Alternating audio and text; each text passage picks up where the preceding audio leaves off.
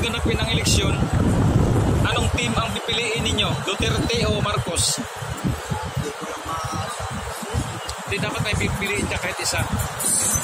Mamimili ka talaga dyan. Duterte o Marcos?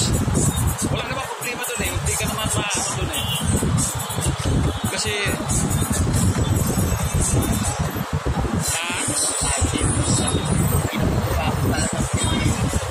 pili ka lang na isang team.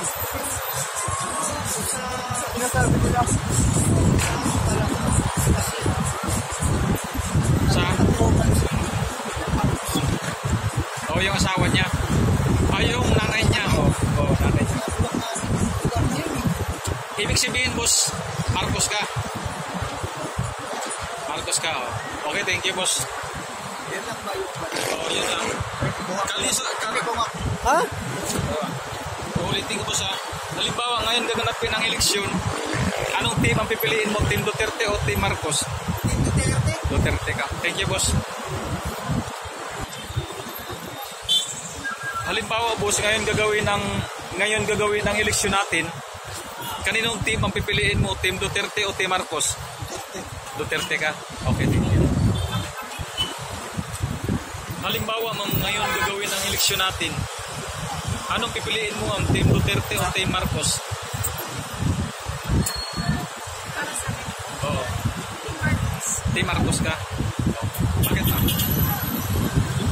Babait? Ha? Marami sa akin. Oo. Marami siyang tulungan. Okay. Salamat. Halimbawa, boss, ngayon gaganapin ang eleksyon natin. Anong team ang pipiliin mo? Team Duterte o Team Marcos? Marcos siguro? Ha? Marcos siguro. Marcos ka. Bakit? Mabait? Ewan po na eh. Okay ka.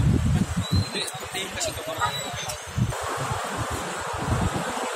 Halimbawa, boss, ngayon gaganapin ang eleksyon. Anong team ang pipiliin mo? Team Marcos o Team Duterte? Duterte ka. Bakit, boss? Matapang? Maganda yun. Performance? Okay.